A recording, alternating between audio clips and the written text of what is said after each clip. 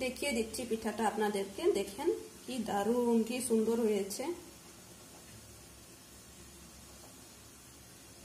বাটি পিঠা বানানোর জন্য এখানে আমি চাউলের গুঁড়া নিয়ে নিয়েছি। এটা নতুন চাউলের, আমি এটাকে চাউল গুঁড়ো করে নিয়েছি। এখন আমি এটাকে একটুখানি গরম জল দিয়ে একটুখানি ছেনে নেব, মেখে নেব, মানে বেশি মাখবো না, আমি একদম জল জল করব না, একটু আমি আপনাদেরকে দেখিয়ে দিচ্ছি।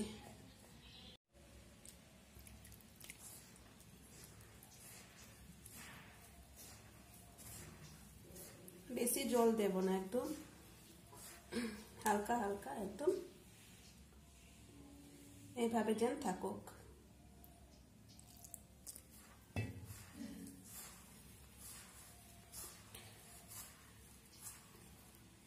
দেখেন বন্ধুরা, এভাবে আমি একটু জল দিয়ে এটা হালকা মেখে নিয়েছি, একদম মানে এটাকে একদম ছানা রুটির মতন করি না, একটু এমনি এভাবে রেখে দিয়েছি। এখন আমি এটাকে ঢেকে আধ ঘন্টার মতন ঢেকে রেখে দেব।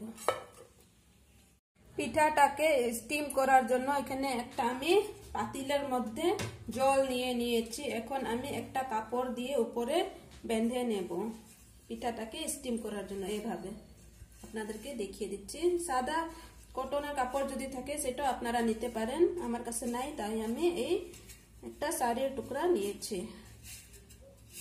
এটাকে একটা এখন এই যে রশি দিয়ে বেঁধে নেব। দেখেন বন্ধুরা, এইভাবে আমি হাঁড়িটাকে একটা কাপড় দিয়ে বেঁধে নিয়েছি। এখন আমি এটা গ্যাসে রেখে দেব, যেন জলটা ভালো মতন গরম হয়ে যায়। মধ্যে পুর দেওয়ার জন্য এখানে আমি কুরানো নারিকেল নিয়ে নিয়েছি আর গুড় নিয়েছি। এখন আমি পিঠাটা বানিয়ে নেব। গুড়িটা যে আমি একটুখানি জল দিয়ে ভিজিয়ে গুলে রেখেছিলাম সেটা আমি নিয়ে নিয়েছি। এখন একটা বাটি নিয়ে নিয়েছি, বাটির মধ্যে একটুখানি আমি চাউল দেব, তারপরে একটুখানি আমি নারকেল কোড়া দেব আর একটুখানি গুড় দিয়ে দিচ্ছি,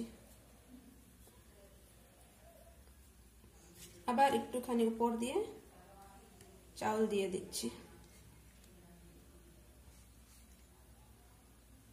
এখন হাত থেকে একটুখানি প্রেস করে নেব। প্রেস করার পরে আমি একটা সাদা কটনের মার্কিনের টুকরা নিয়ে নিয়েছি। এখন এটার মধ্যে এই চাউলটা আমি ঢেলে দেব, ঢেলে বেঁধে নেব। বেঁধে আমি স্টিম করে নেব পিঠাটাকে।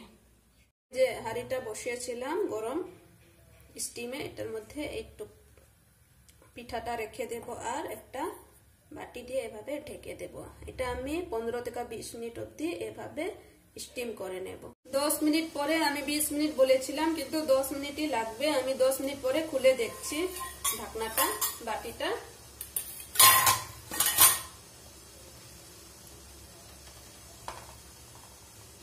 দেখেন কি সুন্দর হয়েছে পিঠাটা। আমি আপনাদেরকে সার্ভ করে দেখিয়ে দিচ্ছি। এভাবে আপনারা খুব ইজি প্রসেসে এই পিঠাটা বানিয়ে নিতে পারেন। দেখিয়ে দিচ্ছি পিঠাটা আপনাদেরকে, দেখেন কি দারুণ, কি সুন্দর হয়েছে।